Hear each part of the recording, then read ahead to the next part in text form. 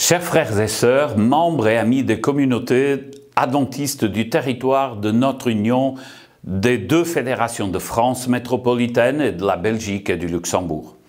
Je suis convaincu que personne dans nos pays ignore la situation de pandémie liée au coronavirus. Certains estiment qu'il s'agit de la plus grande crise sanitaire européenne depuis plus d'un siècle. C'est le moment de vivre une foi lucide, intelligente, proactive. Si d'un côté nous devons rester confiants dans l'Éternel, il n'est pas à céder à la panique, nous devons aussi prendre les mesures qu'il faut, afin de collaborer avec les pouvoirs publics et de démontrer à la société civile notre engagement total. Nous croyons qu'il est de notre responsabilité de participer activement à l'effort général pour protéger la vie et limiter la propagation du virus. Dans l'allocution du président de la République française, Emmanuel Macron, il a été précisé que dans la grande majorité des cas, le Covid-19 est sans danger. Mais le virus peut avoir des conséquences très graves, en particulier pour les personnes les plus âgées ou affectées par des maladies chroniques. Depuis toujours, notre Église a défendu un style de vie sain et a présenté un esprit de solidarité, de soutien pratique et spirituel dans des moments troubles.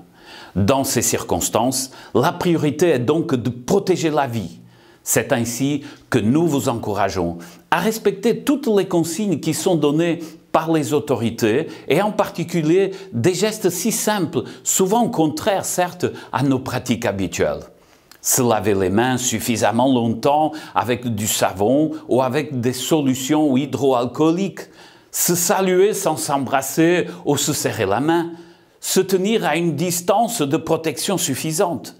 Cela semble banal, mais se protéger, c'est également protéger autrui.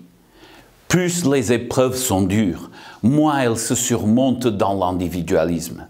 C'est le moment d'être attentif aux plus faibles, qui sont plus exposés aux risques et de promouvoir la solidarité entre voisins et bien sûr entre les membres de votre communauté. En concertation, l'Union et ses fédérations ont pris la décision de reporter, pour le moment, tous les rassemblements publics. Cela veut dire que nos temples n'auront pas leur activité habituelle de célébration dans les semaines à venir. Cela ne signifie pas l'annulation de la vie spirituelle de nos communautés ou de toute forme de liturgie.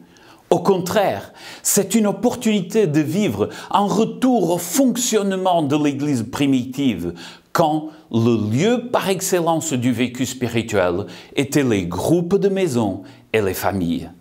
Vos fédérations respectives vous apporteront davantage de précision. Vivons les célébrations et notre vie spirituelle autrement, mais intensément. Restons confiants dans la foi, dans la prière, dans la solidarité. Dans le psaume 27, David le dit ainsi: « Mets ton espérance dans le Seigneur, sois fort, que ton cœur soit courageux, mets ton espérance dans le Seigneur. » Le mot d'ordre de l'Union pour cette mandature est encore plus d'actualité. Ensemble, porteurs d'espérance.